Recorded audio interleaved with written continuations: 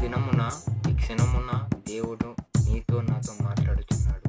మనము భయపడుతున్నాం కదా, మన ఆశలు మన చేజారిపోతున్నాయి కదా, మనం ఎంత ప్రయత్నిస్తున్నా మన కాకుండా మన తోటి వాళ్ళు ఎదిగిపోతున్నారు కదా, మనం కాకుండా మన ప్రయత్నాలు కాకుండా వాళ్ళ ప్రయత్నాలు బాగా అయిపోతున్నాయని మనం చేస్తున్నాం.